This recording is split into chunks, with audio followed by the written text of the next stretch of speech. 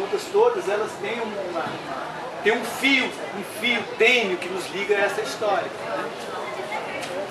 Então é impossível pensar a transformação radical, a democracia radical no Brasil sem contemplar esses setores oprimidos, né, da sociedade brasileira, nesse caso especificamente os povos de descendência africana, os povos indígenas. E dentro desses povos a sua categoria mais oprimida, mais vulnerabilizada, que são as mulheres e as crianças, tanto entre os povos indígenas quanto entre os povos de matriz africana. Então eu penso que o movimento negro contemporâneo e os movimentos populares de uma maneira geral, os movimentos sociais, de uma maneira ou de outra, essas questões estão atravessando essas agendas. Dentro dessa agenda, hoje se colocam três, basicamente. O debate em torno da terra, né? A questão da educação, né? E a questão hoje mais contemporânea, que é o permanente genocídio da nossa população, hoje expressado no extermínio em massa da juventude negra, né?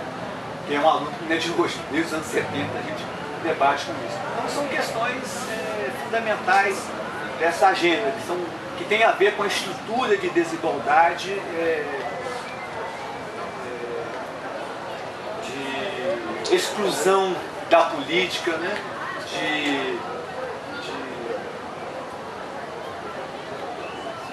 Da exclusão dessa população de participação, sobretudo, nas esferas de poder, né? Então, isso é fundamental. Então, a construção de uma autonomia, de uma independência, ou de um projeto novo, ou a reinvenção do próprio Estado brasileiro, e a reinvenção da nação brasileira, passa por empoderar essa agenda, né? Passa por empoderar dar visibilidade para essa agenda. Até porque a ideia de nação, quando a gente vê o verde e amarelo por aí, pela cidade, parece que essas pessoas fundaram a nação. Na realidade não se trata disso, né? Essa nação foi feita por essa população negra e indígena que construiu a primeira ideia de nação. Até porque a palavra brasileiro é um sufixo que parece um negócio, né? Brasileiro, tem esse sufixo que é eiro, é um ofício, né? O engenheiro, o pedreiro, etc. Quem vai dar o sentido da produção da ideia de nação de um território, culturalmente como nação, me parece que é uma outra história. Então, inclusive, essa disputa tem que ser feita, né? Tem que ser feita na medida que o sentido mais profundo de nação é dado pelo povo, que, de uma certa forma, origina e constrói aqui no Brasil essa utopia, né? De construir uma sociedade fraterna, de iguais. E, na nossa visão, o debate central é o racismo. Então, o debate é a discussão política, é a luta política contra o racismo.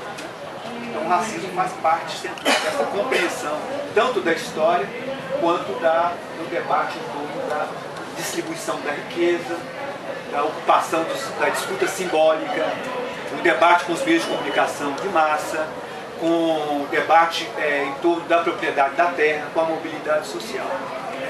Então, o racismo enquanto se estruturar a nossa maneira de ver o mundo, nós não vamos ganhar esse debate, né? Está aí o debate das cotas, que é mínimo a polêmica que deu o debate das cotas na sociedade brasileira. O que é as cotas diante da tragédia histórica que é a população, diante da discussão da reparação?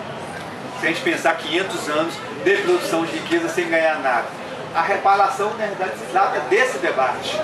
E quando eu estou falando de reparação, eu estou falando de povos indígenas, não é só o Brasil, é a América Latina e o Caribe, é a Guatemala, né? É a Venezuela, é a Colômbia, é o sul dos Estados Unidos. Então a reparação se trata disso, né? Que as Nações Unidas hoje está lá no pé de página das resoluções da ONU.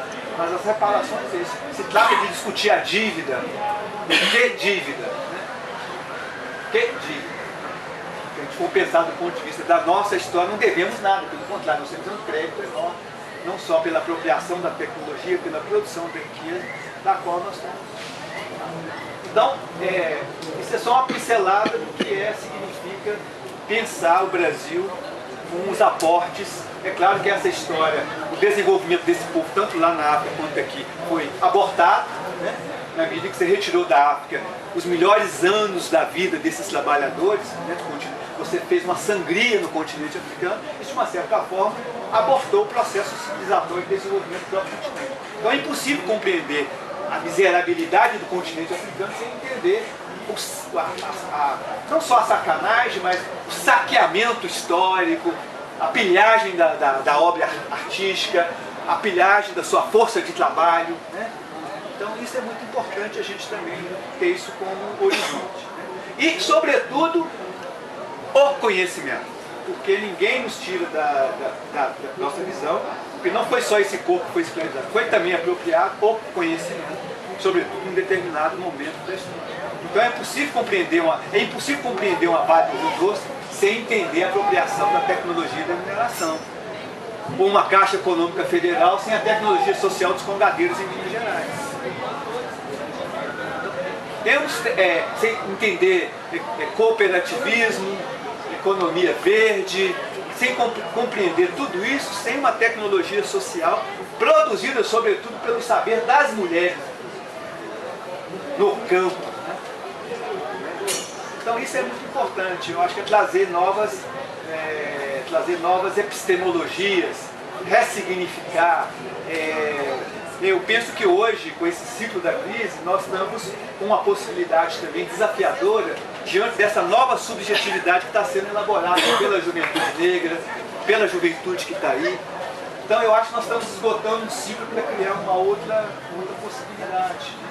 Então trazer esses atores para a cena é fundamental para a gente dar continuidade às lutas de resistência do passado.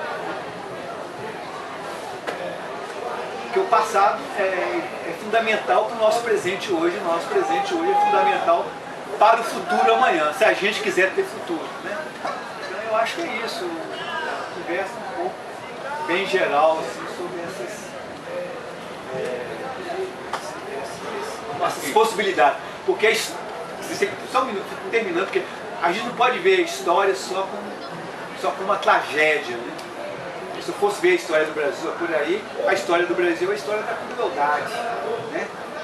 Mas a história também é a possibilidade de vislumbrar a força criativa que o passado nos lega e que o presente está aí, com essa agenda poderosa que está colocada nas nossas mãos. Então eu acho que é isso, né? E isso eu chamo de movimento social, no caso, assim, faz parte da trajetória da resistência de luta do povo negro no Brasil. Ponto. Obrigado aí pela atenção de vocês.